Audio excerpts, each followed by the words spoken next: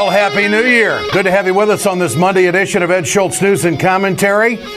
This production brought to you by Communication Workers of America, Alliance for American Manufacturing, BioGreen Clean, and the iSave team. 2016 is going to be a great year for the Ed Schultz team.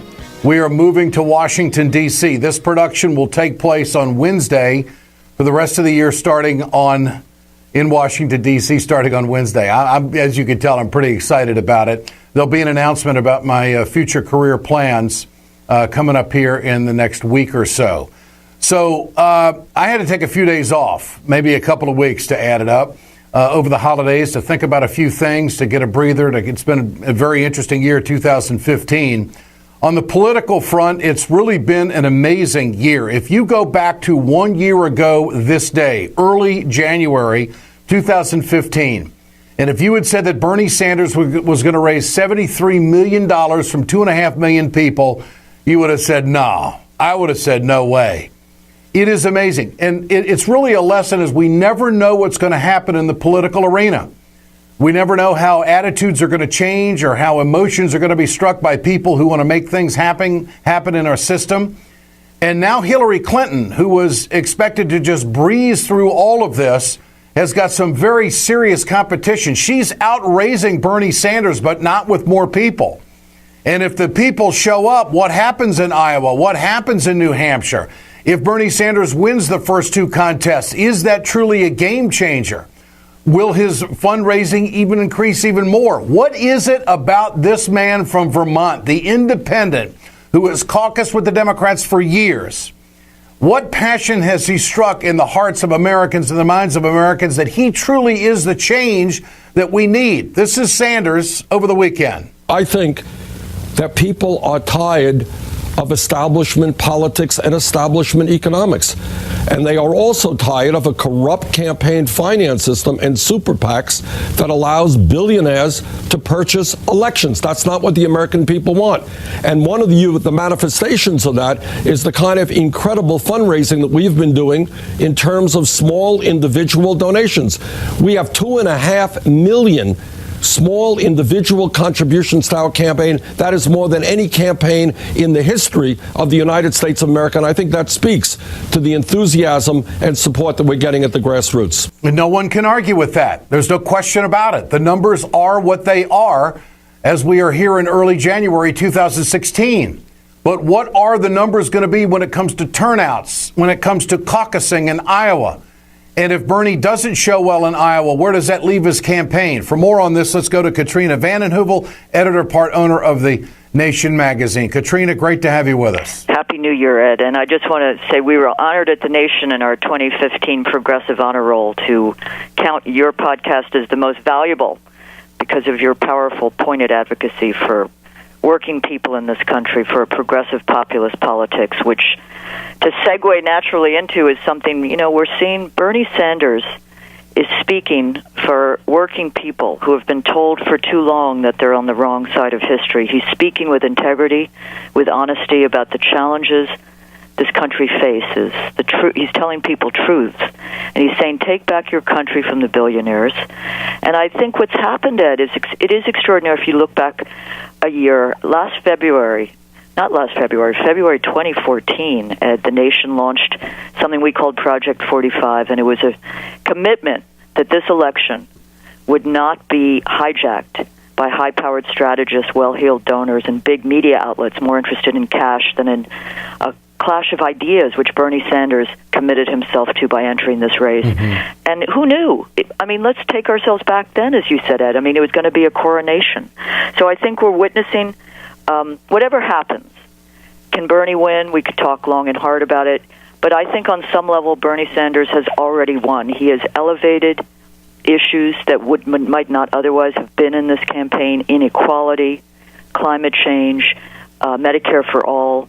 These are issues he has worked his life for, and I think it's a moment to understand our system is so corroded, but that there's a vitality that is possible if people come forward, as Bernie Sanders likes to talk about, and try for, I might say, people-powered politics.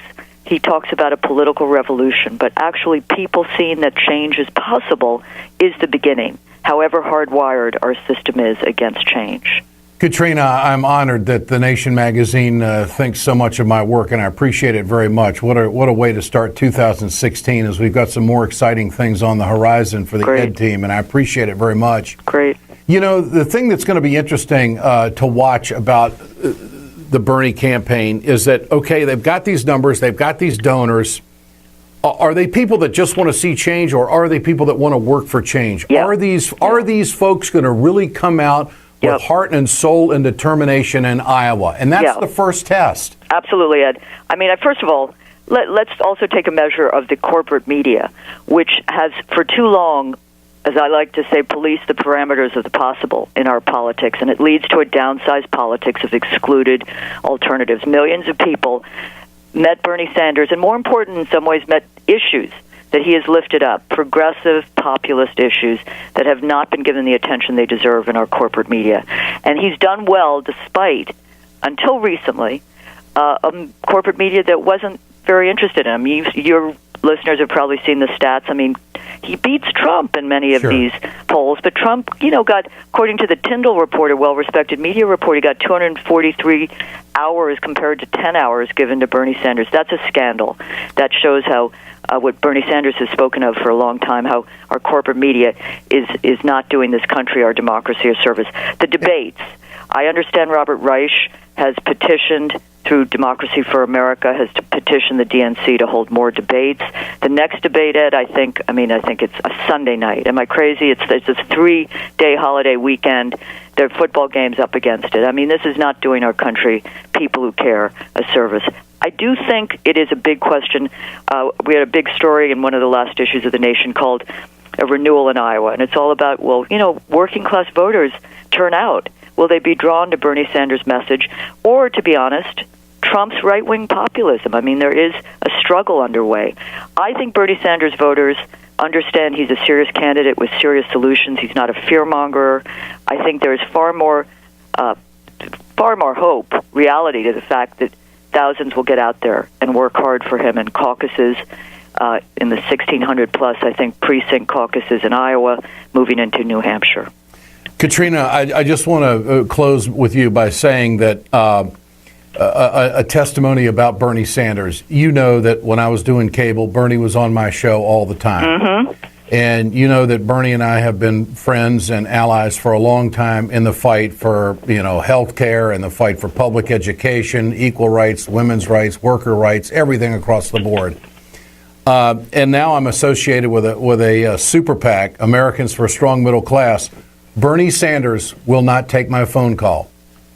I mean, this is a man. No, he's a rock-ribbed integrity. He's staying true. I think part of what you opened the show with, Ed, which is news of this last weekend, is the amount of money Bernie Sanders has raised. Yeah. But his campaign strategy is true to his commitment. He's funded his campaign with small donations, and he's not setting up these, quote, independent big money super PACs. All power to him. The integrity stands in stark contrast to many in our system. But refreshing. The big thing is we need, and I hope your good listeners' eyes won't glaze over before 9:30 a.m. But we desperately need, small donor public financing to empower millions of people's voices in this country, so they too, at different levels, can run like a Bernie Sanders, because there are people out there with integrity who are turned off and tuned out. Good to have you with us, Katrina. Always a pleasure. You bet. You. Thank you so much.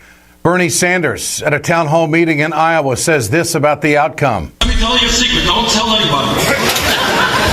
I don't want to get Secretary Clinton nervous. I think we're going to win here in Iowa.